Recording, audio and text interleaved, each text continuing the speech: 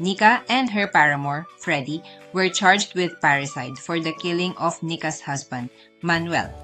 The prosecution presented an eyewitness, Ian, who testified that he saw Nika and Freddie waiting for someone.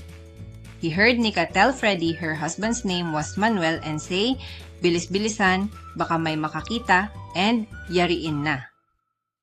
When Manuel arrived, Freddie approached and led him to a dark place, while Nika stayed behind as a lookout. Ian then heard a gunshot and hid. He later saw Freddie run toward Nika, and the two fled together.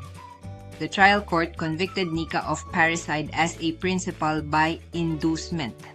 Is the conviction proper? Yes, Nika's conviction is proper.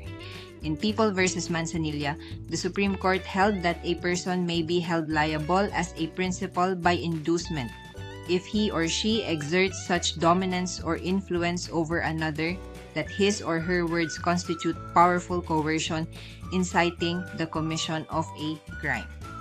Here, Nika exerted such dominance over Freddie that her words "yarin na," meaning to finish off or to kill, amounted to powerful coercion inciting Manuel's killing. Coupled with her earlier statement, "Bilis-bilisan baka may makakita," her words clearly constituted direct inducement.